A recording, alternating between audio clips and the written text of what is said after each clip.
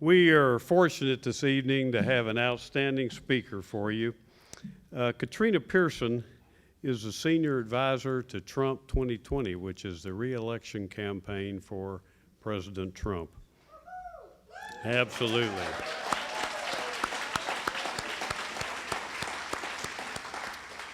Previously, Katrina was the national campaign spokesperson for the 2016 Donald J. Trump for President campaign.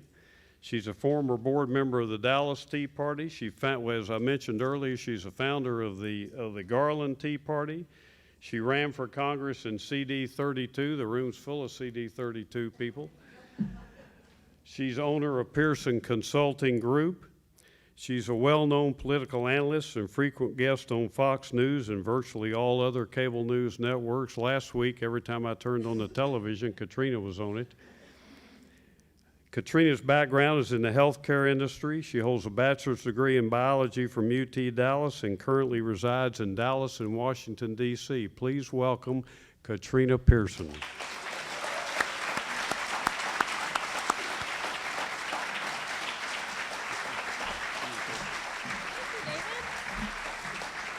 Good evening. Looks like the Tea Party is alive and well.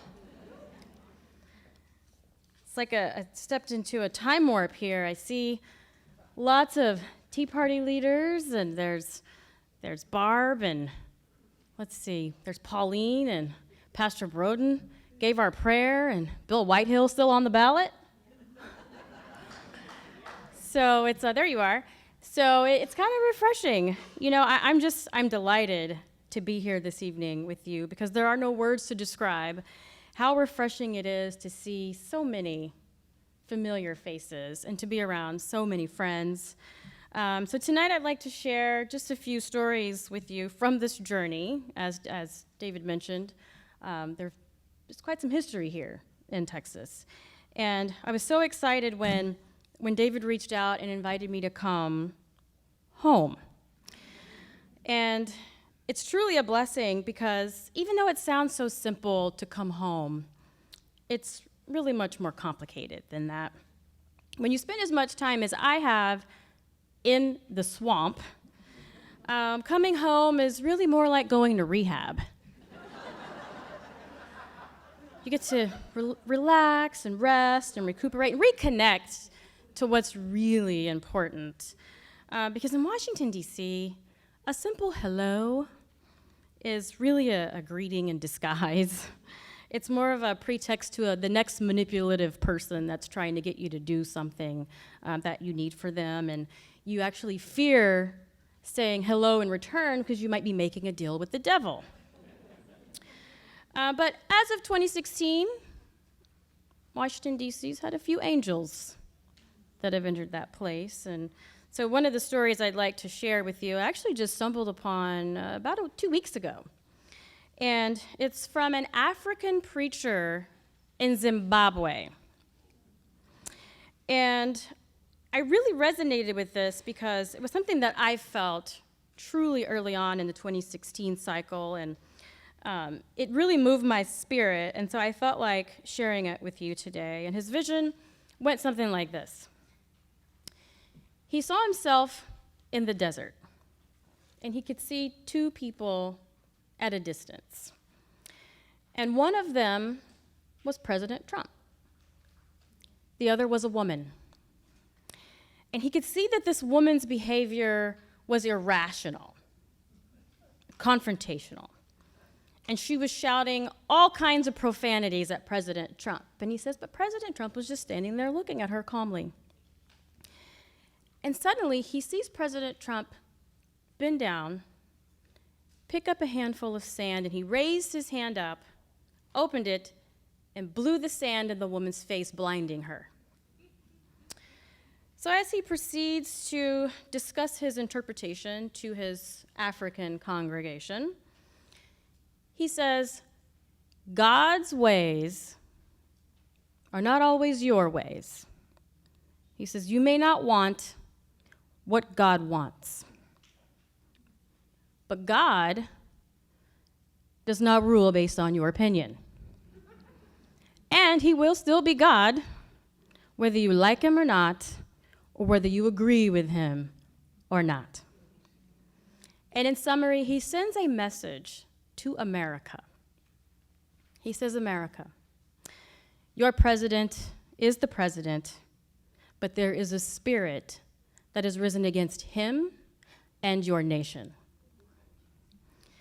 And this spirit is Jezebel. He gave it a name. And he says, President Trump is fighting against this spirit, but God has anointed him and rose him up to deal with this demon. And he says to his African congregation that there is no other person, not one other person, other than Donald Trump, who had the courage and the might and the skill to deal with this spirit, because he fights everything that Jezebel stands for. So as he blew the sand into the woman's eye, she went blind.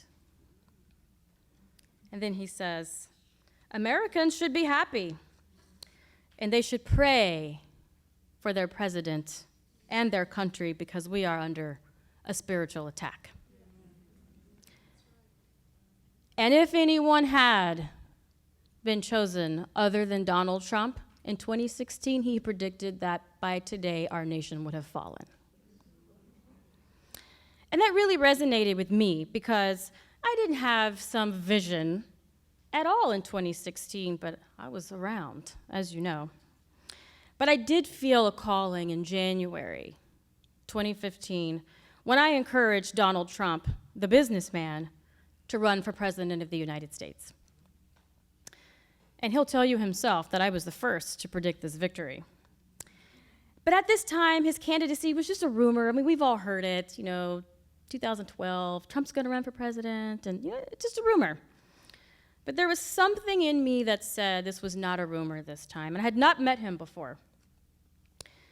So when I heard this rumor floating around, I was in South Carolina at the time at the state Tea Party convention.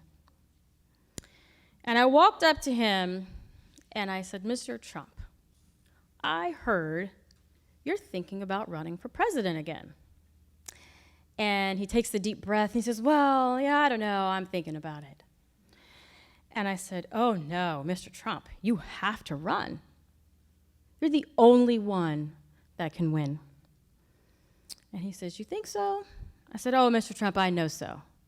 I've been all over this country, 20 different states, and I have trained tens of thousands of people. I said, you have to run. And he could see, I believe at that point in time, the conviction in my eyes. And he says, well, I'm thinking about it. And I said, Mr. Trump, if you run, you will win. And you will win big, because I'm going to help you. And he laughed, and I said, I'm a Cruz girl. I was there at the time with candidate Cruz at the time. And I said, but if you run, I will back you 100%. And out of a personal and professional persuasion, I felt a courtesy to then walk over to then candidate Cruz's holding room. And I said to him and his team, I said, look, I just talked to Trump. And I told him that if he got in this race, I was going to back him. The shock. Needless to say, 6 months later, Trump entered the race. I honored my commitment, and the rest is history. But tonight, I'm not joining you as the senior advisor to President Trump's re-election campaign. I'm joining you as a woman, as a mother, as a Texan, who's been able to live the American dream. Re-electing President Trump is the greatest and most likely and possibly the final opportunity that we are going to have in our lifetime to advance conservatism, capitalism, and protect Christian values. So we must defend the gains that we have made. For those of you who don't know me in the room, like I said, I'm a Texan. I'm one of the original founders of the Tea Party movement. I'm a black Republican woman. Shh. We're not supposed to exist. I am unapologetically proud to be an American. And I enthusiastically support our president. But I'm also one of the originals of the 2016 Trump campaign, way back on the 5th floor of Trump Tower, when there was just a handful of us.